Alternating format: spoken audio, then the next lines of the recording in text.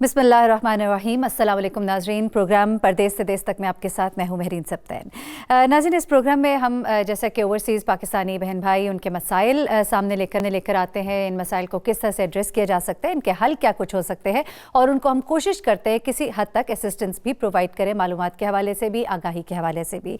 आज भी एक केस हम इस प्रोग्राम में लेकर आए हैं, और ये केस है लियाकत अली नामी शख्स का, जिनका ताल्लुक़ है रावलपिंडी से और 1975 से वो लंदन में रह रहे हैं। अब जो हमारी बात हुई इनसे, इनके मुताबिक जो कहानी है वो कुछ इस तरह से है कि 1981 में उनके वालिद मोहम्मद अकबर ने रावलपिंडी में 9 कनाल 7 मरला की ज़मीन ली, और उसमें से इनके हिस्से में जो आती थी वो 1 कनाल और 7 मरले पर मुहित ये प्लॉट था।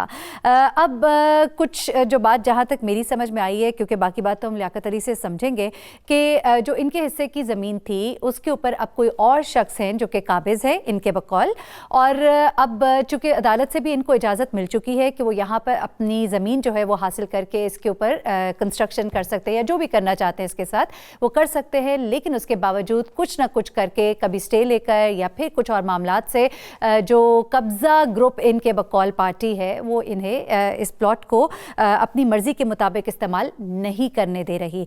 लियाकत अली हमारे साथ मौजूद हैं, हमारे साथ वक़ार मुश्ताक़ स्टूडियोज़ में मौजूद है, और कुछ देर के बाद सफ़िया बेगम जो कि लियाकत अली की बहन है वो भी हमें ज्वाइन करेंगी, क्योंकि वो पाकिस्तान से हैं। यहाँ पाकिस्तान में क्या सिचुएशन है उसे भी वो हमें समझा सकेंगी। लियाकत, आप पहले ज़रा हमें बता दीजिए, अभी तक जो मैंने बताया, अगर इसमें भी कुछ गलती है तो उसकी तस्दीक कर दीजिएगा, लेकिन साथ ही साथ मामला एक्चुअली है क्या, और अगर आपके हक़ में फ़ैसला आ चुका है तो फिर क्या हो रहा है, आप क्यों नहीं इस प्रॉपर्टी को इस्तेमाल कर पा रहे? जी बहन जी, बहुत बहुत शुक्रिया आपका। सबसे पहले मैं चैनल 92 का इंतहाई मशकूर हूँ, जिन्होंने मुझे ये मौका फराहम किया कि मैं अपने मौक़िफ़ को पेश कर सकूँ, मेरी आवाज़ उन लोगों तक पहुँचाई जाए जो मुझे इंसाफ फराहम करें। जैसे आपने अपने इंट्रोडक्शन में फरमाया कि मैं 1975 से यहाँ रह रहा हूँ हसूल रिज़्क़ के लिए, और 1981 में मेरे वालिद साहब ने 1 कनाल 7 मरला के जो प्लाट है रावलपिंडी में कायद-ए-आज़म कॉलोनी में वो ख़रीदा था, और उसकी सारी फंडिंग मैंने की थी। उसके बाद वालिद साहब की तबीयत थोड़ी ख़राब हो गई, हेल्थ कॉम्प्लिकेशन को हुए वहाँ, लिहाजा हम फौरी तौर पर कंस्ट्रक्शन ना कर सके। फिर वो 2002 में अल्लाह के प्यारे हो गए। उसके बाद मेरी बहन जो सफ़िया है, उनके खामद जो हैं वो सऊदी अरब रहते थे, ज़हूर अहमद, वो आए। मैंने उनसे रिक्वेस्ट की तो उन्होंने कोशिश की कि मैं करूँगा, तो फिर बाद में उन्हें भी थोड़ी हेल्थ की प्रॉब्लम हो गई। मैं बता देता हूँ आपको कि वो कैंसर के मरीज़ निकले, और उन्होंने काफ़ी सफ़र किया। 2007 में एक शख्स है जो नदीम इकबाल नाम है, वो वहीं रहने वाला है उस एरिया का, तो उसने वहाँ पर इंटरफेरेंस शुरू कर दी और धमकियाँ देनी शुरू कर दी कि ये जगह मेरी है। जब हमने कहा कि भाई कि ये तो हम 1981 से इस प्लाट पे काबिज हैं, आपके पास कैसे कुछ सबूत है, तो उसने 2-3 कागजात उठाए हुए थे। एक तो अमजद के नाम से उसने पावर टार ली थी, वो 2.5 मरले का, और एक था रज़ाक, उससे भी उसने पावर टार ली थी, वो भी तकरीबन 4.5 मरले का था। इस तरह वो 7 मरला उनकी तरफ से क्लेम कर रहा था, जबकि उसकी अपनी कोई ज़मीन वहाँ नहीं है। उसके बाद वो अपनी माँ की तरफ से 7.5 मरले क्लेम कर रहा था। टोटल वो कह रहा है कि 14.5 मरले है। यहाँ एक वेरी इंपॉर्टेंट चीज़ ये बताना चाहता हूँ मैं, जो हमारा प्लाट है वो 2042 खसरा नंबर है। ये जो वो झूठे जो कागजात उठाए हुए वो क्लेम कर रहा है, वो 2043 और 2044 में है। वो जब हमने पुलिस को बुलाया तो पुलिस ने कहा भाई यहाँ खून खराबा हो जाएगा, आप अदालत में जाएं। जब हम अदालत में गए तो केस परस्यू हुआ, तो इस तरह करते करते ये शख्स वहाँ पर हाजिर नहीं होता था, ना वकील को पेश करा था, ना, आपको पता है ये पासिंग अदालतों में कैसे हैं। आज मैं बीमार हूँ, आज मेरा वकील बीमार है, आज हाई कोर्ट में गया हुआ है, इस तरह चलता रहा। फिर हमने कहा कि भाई ये इतनी तारीखें उससे मिस की हैं, फिर हमने अखबारात में उसके नाम दिए। फिर वो जो वहाँ कहते हैं प्यादा होता है रावलपिंडी कचहरी से, उन्होंने उसको भेजा उसी घर में, चूँकि वो अपने ड्रेसेस कंटिन्यूसली चेंज करता रहा था, क्योंकि वो मास्टर था वो इन चीज़ों का। आखिर क्या हुआ कि जज साहब ने 1-2 उसको चांस दिए, वो आया, क्योंकि उसके पास डॉक्यूमेंट्री एविडेंस कुछ भी नहीं था, तो डिग्री हमारे हक में हो गई। उसके बाद क्या हुआ कि इसी दौरान जब स्टे ऑर्डर लगा हुआ था हमारी तरफ से कि भाई वहाँ पर कोई कुछ ना करे जब तक अदालत फैसला ना दे, तो उसने क्या किया कि पुलिस की मदद से और लोकल पटवारी की मदद से और नायब तहसीलदार की मदद से इन सब को मिला करके, मुझे नहीं पता, मेरे पास एविडेंस नहीं है, उसने पैसे दिए, क्या लालच दिया। वो मिली भगत करके उसने वहां पर डिमार्केशन करवाई 2009 में, और उसने जमा कराई अदालत में कि भाई ये देखें, मैंने निशानदेही कराई है, ये जगह मेरी है। हमने ये कहा जज साहब को कि देखें भाई, जब स्टे लगा हुआ था, केस चल रहा था, ये यहाँ तो उसने कुछ परस्यू नहीं किया, तो जो उसने ये किया है डिमार्केशन का, ये तो इलीगल है। तो इस तरह से चलता रहा। तो फिर इसने ये कहा भाई कि इन्होंने अपील नहीं की रेवेन्यू के पास, तो अदालत जज ने हमें ये कहा भाई कि आपको महकमा माल के पास जाना चाहिए था। हमारे वकील ने ये मौक़िफ़ पेश किया कि भाई देखें, ये डिमार्केशन रिपोर्ट है ही बोगस है, इलीगल है, तो हम वहां से घूम फिर के आप ही के पास आते, आप ही से इंसाफ लेते। फिर जज साहब ने कहा कि आपने इसको राइट चैनल नहीं इख्तियार किया। हमारे जज ने बहुत सारे एविडेंस दिए कि भाई ये इसके पास डॉक्यूमेंट्री एविडेंस नहीं है। फिर हमने ये कहा कि ऐसा करें कि तहसीलदार को, पुलिस को, पटवारी को, सबको यहाँ बुलाएं और उनके सामने ये पूछा जाए कि क्या इसका प्लाट है, ये क्या एविडेंस दे सकता है। तो फिर भी उसने काफ़ी टाइम हमारा ज़ाया किया। एट दी एंड क्या हुआ कि नदीम इकबाल जो है, जो अपोनेंट का माफिया का बंदा है, इसने कहा जी कि मैं ये सब कुछ खड़ा होकर खुद इसकी वजाहत कर सकता हूँ। जब इसका क्रॉस एग्जामिनेशन हुआ और उसने डॉक्यूमेंट्री एविडेंस पेश किए, इसके पास जवाबबंदियाँ सही नहीं थी, क्योंकि वो जो रज़ाक रमजे थे वो अपनी प्लाट की जो हिस्से थे, जो गली कुचों के, वो बेच चुके थे। और बाद में हमने इन्वेस्टिगेट किया, जो माँ की तरफ से क्लेम कर रहा था 7.5 मरले, उसमें से भी कुछ हिस्सा वो बेच चुकी थी। वो 2043 में वो क्लेम कर रही थी। उसके बाद क्या हुआ कि जज साहब ने कहा कि अभी इसका क्रॉस एग्जामिनेशन करें। हमारे वकील ने कहा, जब इसका क्रॉस एग्जामिनेशन हुआ तो ये उनको सेटिस्फाई नहीं कर सका। इसने इस दौरान काफ़ी सारे झूठे कागजात लगाए, मसलन कि मेरा वहाँ इलेक्ट्रिक सप्लाई है, वो किसी और एड्रेस का लगाया। हमारे वकील ने इतराज़ किया, जज साहब कह रहे नहीं, इसको लगाने दें। फिर उसने कहा जी ये वाटर बिल है मेरा, वो भी गलत था, एड्रेस था। इस तरह करते करते जब जज साहब ने कहा कि तुम्हारे पास और कोई एविडेंस है, तो उसने कहा नहीं, मैंने बस एंड करता हूँ। फिर जज साहब ने, वकील ने, इस डॉक्यूमेंट को रिव्यू किया, तो उन्होंने ये कहा कि ये तो डॉक्यूमेंट बोगस से, इससे रिलेटेड है ही नहीं है। वो उन्होंने निकाल दिया, उस पर लिखा कि ये रिकॉर्ड में रखे कि ये इसने जाली कागजात जमा करवा करके एक अपनी केस को मजबूत करने की कोशिश की। फिर क्या हुआ कि जज साहब ने उसकी डिमार्केशन रिपोर्ट को रिजेक्ट कर दिया कि ये इलीगल है, ये बोगस है, कोई इसकी मतलब वक़्त नहीं है। उसके बाद क्या हुआ कि इसने क्या किया कि अपील कर दी। अपील में 3 महीने लगे और इसने कहा कि वहाँ कमीशन बैठा जाए, ये हो दोबारा निशानदेही कराया जाए। जज साहब ने कोई इसकी बात नहीं सुनी। उसने कहा भाई, जब आपको कहा कि डॉक्यूमेंट्री एविडेंस सब दे, वो आपने नहीं दिए, अब ये बताएं कैसे आपसे अनफेयर हुआ। तो वो अपील भी इसकी जो है वो रिजेक्ट हो गई। वो सब डॉक्यूमेंट मैंने आपको भेज दिए। मेरी जो रजिस्ट्री है वो 1.7 मरले वो जेन्युइन है। Can I continue? सही है, यहाँ लेंगे एक ब्रेक, हमारे साथ रहिएगा।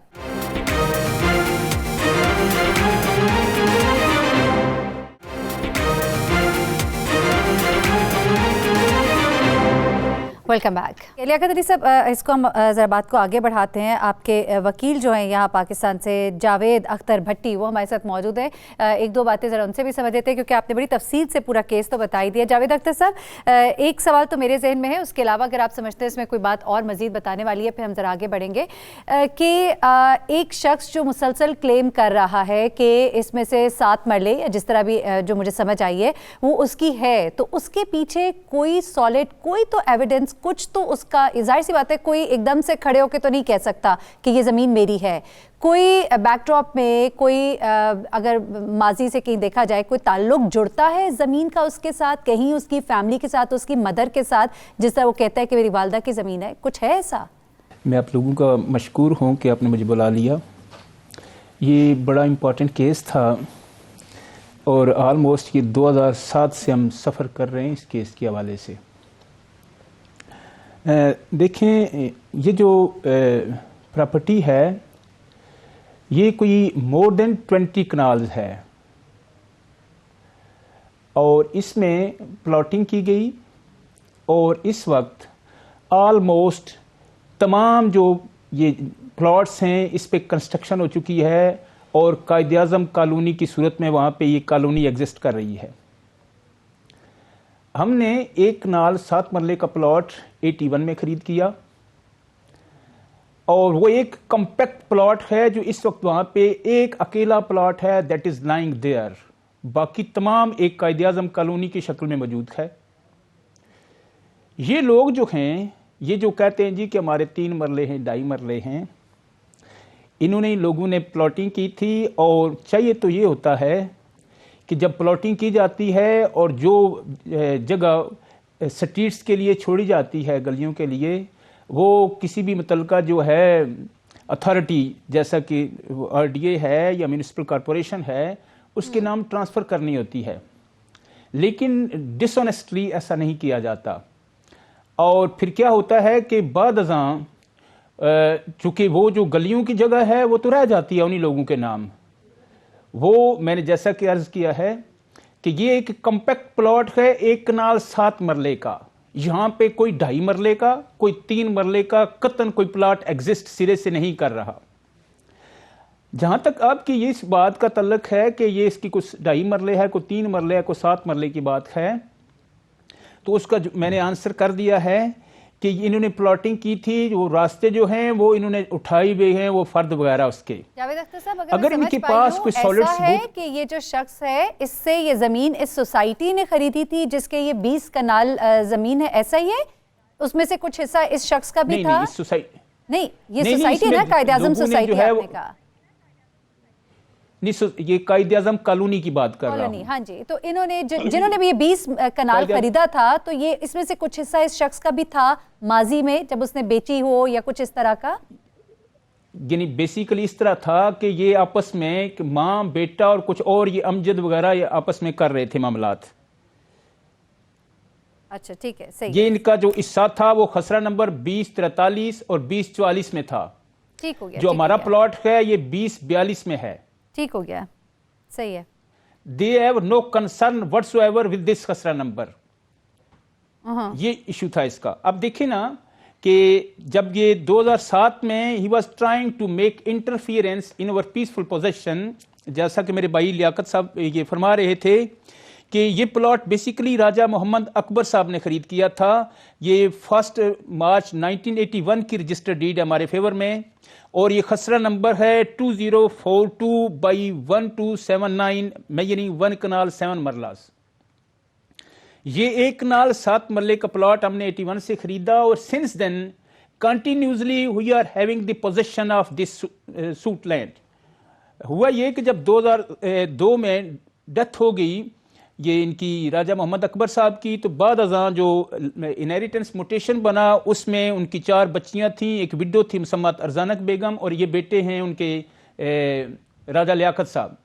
ये जैसा कि उन्होंने खुद बता दिया कि अरसा दराज से ये इंग्लैंड में हैं, और पीछे जो हैं वो विडो थी या इनकी सिस्टर्स थी, और सिस्टर्स भी ज़ाहिर है वो केस की पैरवी प्रॉपर नहीं कर सकती थी। और फिर वो जो विडो थी मुसम्मत अरजानक बेगम, उन्होंने इनिशिएटिव लिया और इस शख्स के खिलाफ 2007 में परमानेंट इंजंक्शन का दावा दायर किया।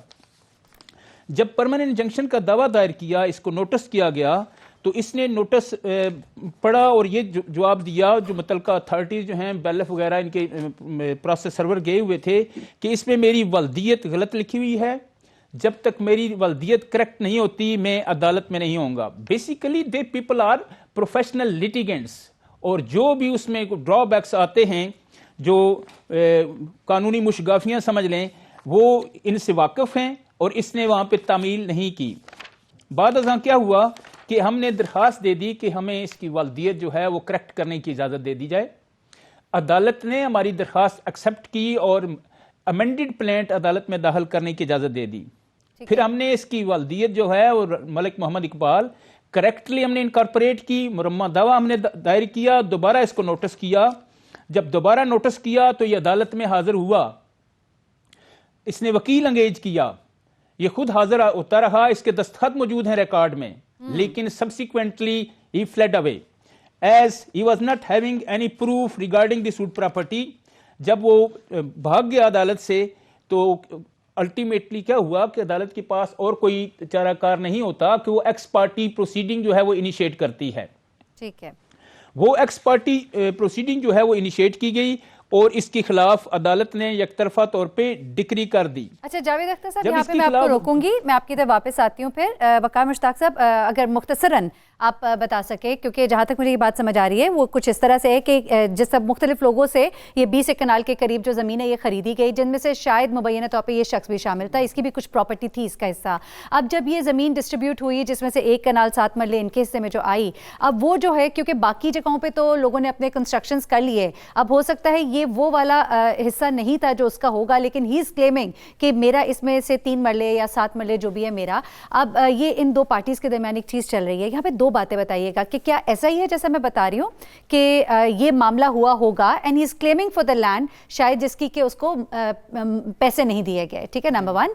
नंबर 2 ये है कि मामला इतना क्लियर है, अदालत जो है वो भी बता चुकी है, कह चुकी है, फैसला आ चुका हुआ है, उसके बावजूद जो है ये किस तरह से कोई बंदा कब्जा कर सकता है। फिर एजाज आलम साहब की तरफ मैं आऊँगी, बड़े वो सब्र के साथ हमारी सारी गुफ्तगू सुन रहे हैं, लेकिन ये कि ज़रा इसको एक्सप्लेन कर दीजिए कि हाउ इज़ इट पॉसिबल कि अदालत के फैसले के आने के बाद भी कोई शख्स जो है वो उसके ऊपर जिद करके बैठा हुआ है कि ये मेरी ज़मीन है और उससे उसको कोई फ़ायदा भी नहीं हो रहा क्योंकि कोई उधर कुछ कर नहीं पा रहा है। ये बुनियादी तौर पर गुजारिश ये है कि हमारे यहाँ जिस तरह बड़ी डिटेल से मोहतरम वकील साहब और लियाकत साहब ने डिटेल हमारे साथ शेयर की हैं, बुनियादी तौर पर होता क्या है कि ये प्रोफेशनल लिटिगेंट्स होते हैं, इन्होंने उस जॉइंट खाता जो प्रॉपर्टी 20 कनाल पर मुश्तमिल थी उसमें से कोई चंद मरले अपने नाम गैर कानूनी तौर पर या कानूनी तौर पर कोई दस्तावेज़ात बनाकर अपने नाम करवा लिए। अब वो उनका ये पहला फुट स्टेप होता है किसी भी प्रॉपर्टी के अंदर। जब वो ये पहला फुट स्टेप ले लेते हैं तो फिर उसके बाद उनकी कोशिश होती है कि वो जो राइटफुल ओनर्स हैं उनके पीसफुल पोजेशन में भी इंटरफेयर करें और अदालत में जो हमारे अदालतों में बेशबहा मुकदमात बहुत ज़्यादा तवालत का शिकार होते हैं उसका नाजायज़ फ़ायदा उठाएं। अब इस सारे केस में हुआ ये है कि उन्होंने एक कोई कागज़ बनाकर चंद मरलों पर मुश्तमिल उन्होंने इस जॉइंट खाते का कागज़ बनाकर उस पर वो इलीगली उन्होंने कब्ज़ा कर रखा है। ये लोग कोर्ट में गए हैं, कोर्ट ने इनके हक़ में सारे प्रोसेस से गुजरने के बाद उन्होंने कोर्ट के नोटिस लेने से भी इनकार किया, फिर उन्होंने कोई डॉक्यूमेंट्स पेश किए, उसके बाद डिग्री इनके हक़ में हो गई। अब जब इनके हक़ में डिग्री हो गई तो वो फिर आगे चले गए एपलेट कोर्ट में। अब एपलेट कोर्ट में जाते हुए साथ उन्होंने एक एप्लीकेशन लगा दी होगी कि till the final disposal of this appeal उनका स्टेटस को मेंटेन रखा जाए। तो अब जब ये लियाकत साहब ये बता रहे हैं कि जो फर्स्ट कोर्ट ऑफ अपील है उसने भी इनके हक़ में डिसाइड कर दिया है, तो अब भी अगर कब्ज़ा उनके पास है तो वो फिर ज़ाहिर है उसको उन्होंने दोबारा सेकंड अपील में वो गए होंगे। तो बुनियादी तौर पर इसमें अगर ट्रायल के दौरान उन्होंने कोई ऐसा डॉक्यूमेंट पेश किया है जो कि जाली है और जिसकी कोई कानूनी हैसियत नहीं है, तो फिर अदालत के पास ये इख्तियार हासिल है कि वो CRPC की दफ़ा 195 subsection C read with 496 CRPC के तहत उसके ख़िलाफ़ क्रिमिनल प्रोसीडिंग्स इनिशिएट कर सकती है। और ये पुलिस के पास भी इख्तियार है 420, 468, 471 PPC के तहत कि उसके ख़िलाफ़ कानूनी कार्रवाई करे। तो मुख्तसरन ये बताते हुए कि ओवरसीज़ पाकिस्तानीज़ को चूँकि इन तमाम कॉम्प्लिकेशंस का, टेक्निकलिटीज़ का इल्म नहीं होता, हमारे निज़ाम के अंदर इस तरह की अनफॉर्चुनेटली लूप होल्स मौजूद हैं जिसका वकील साहब ने, मेरे मोहतरम दोस्त ने बड़ा ज़बरदस्त लफ्ज़ इस्तेमाल किया कि ये प्रोफेशनल लिटिगेंट्स होते हैं, वो इसको इस्तेमाल करते हैं और लोगों की राइटफुल जायदादों पर इस तरह से कब्जा करते हैं। और वकार साहब मैं भी आपकी तरफ वापस आऊँगी क्योंकि अभी आपसे समझना है कि इस तरह के मामले को फिर एड्रेस किस तरह से किया जाए, कौन कौन से ऐसे प्लेटफॉर्म मौजूद है। यहाँ लेंगे एक ब्रेक, हमारे साथ रहिएगा।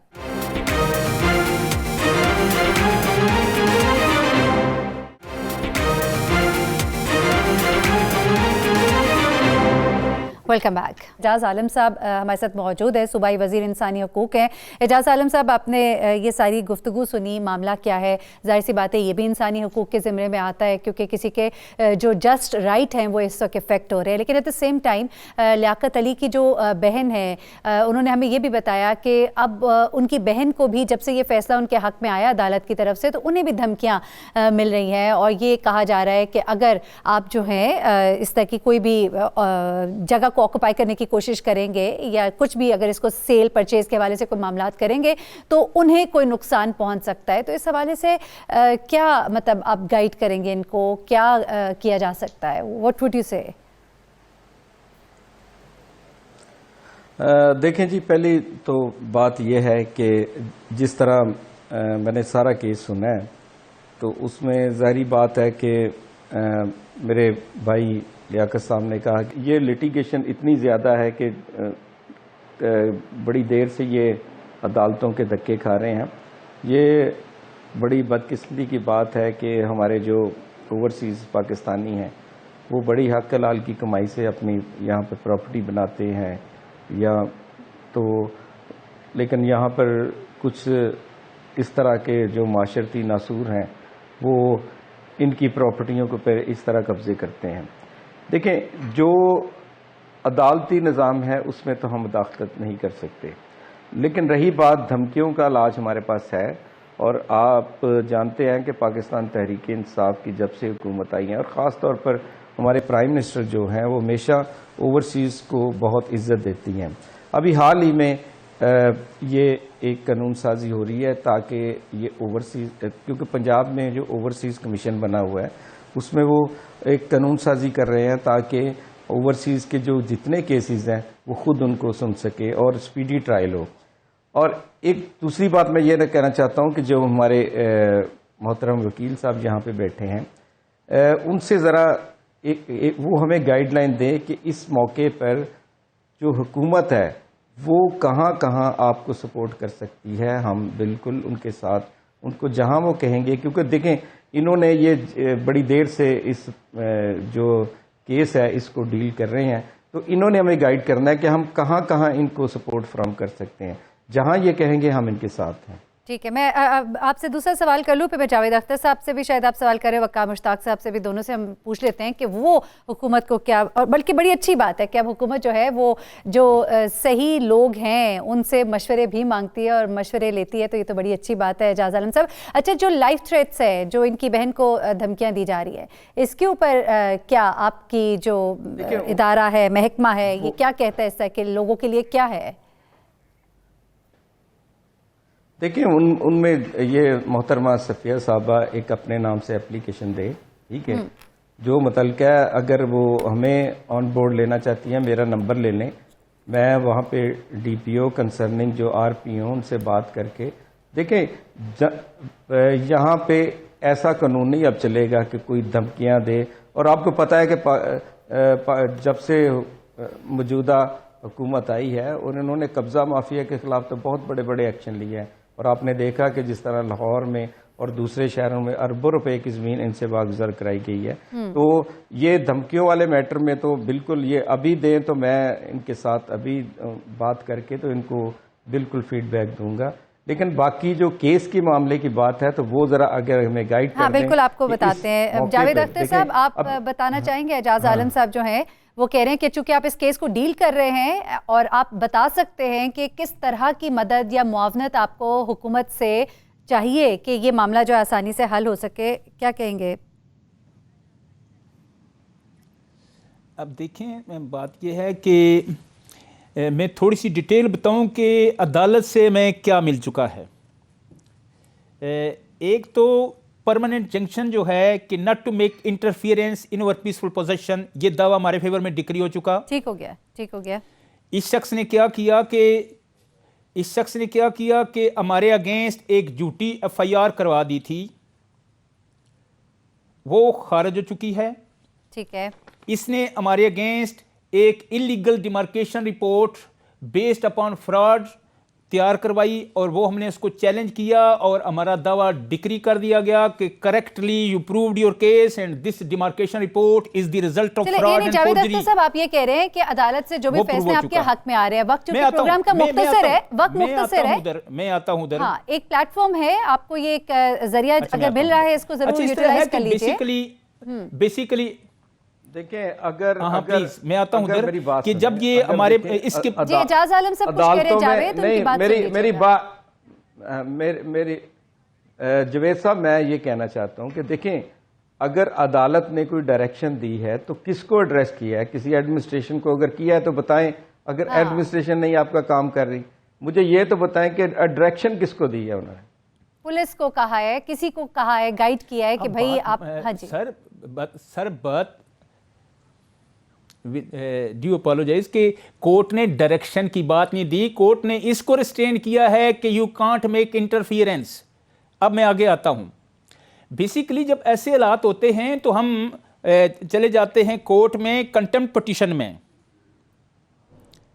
वो कंटेम्प्ट पिटीशन में भी हमने अदालत को अप्रोच किया हुआ है, वो भी पेंडिंग है, और इसमें भी वो दानिस्ता तौर पे हाजिर नहीं हो रहा था, और बैलिफ के अप्रोच करने के बावजूद, उसे बुलाने के बावजूद वो उसे थ्रेट करता था। मेरा जुनेद साहब, मैं आपकी बात समझ गई। वकार मुश्ताक साहब आपको इसका जवाब देते हैं। वकार मुश्ताक साहब, वो ये बेसिकली एजाज आलम साहब जानना चाह रहे हैं, बेशक कोर्ट ने डायरेक्शंस दी हो कि ना दी हो, अलबत्ता इनके हक में तो फैसला आया। अब वो कौन से इदारे हैं जिनकी अब जिम्मेदारी बनती है, उनसे इंप्लीमेंट कैसे करवाया जाएगा, या उनकी तरफ की डायरेक्शंस जो है फॉरवर्ड किस तरह होंगी, कौन से इदारों को एड्रेस करना चाहिए इस मामले में, ये एजाज आलम साहब जानना चाह रहे हैं। जी, बुनियादी तौर पर इस सारे मामले के अंदर अब चूंकि मामला कोर्ट में है, कोर्ट ने 2 दफ़ा डिग्रीज भी जारी कर दी, अब मामला है इम्प्लीमेंटेशन का। हाँ। एक तो इनको पुलिस के ज़रिए, अगर वो पुलिस के ज़रिए, अगर मिनिस्टर साहब वहाँ पर आरपीओ डीपीओ मुतलका अफसरान के ज़रिए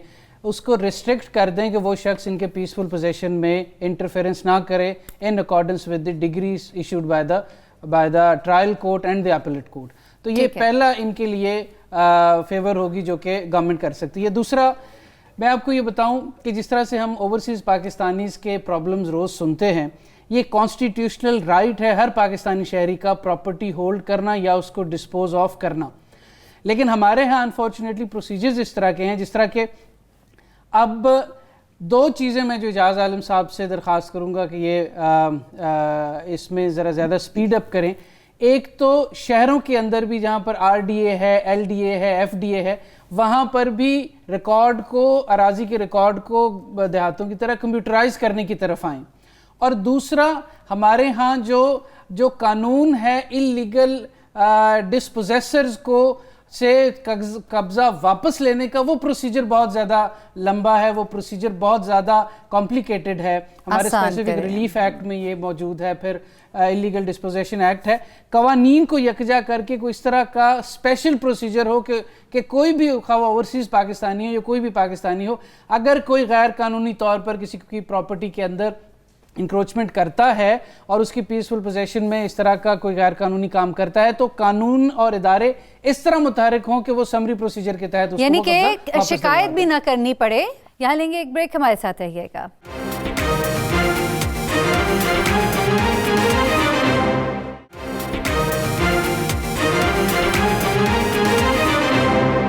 वेलकम बैक। एजाज आलम से बड़ा अच्छा मशवरा दिया। मैं यही कहता हूं कि हम तो शुरू से ही देखें, ये जो खसरे में उसने शामिल किया है, ये पटवारी की कारागरी है, और उसने इनको वो दूसरे खसरे में उनको थोड़ा सा मालिक बना के, ताकि लिटिगेशन को प्रोलॉन्ग किया जा सके।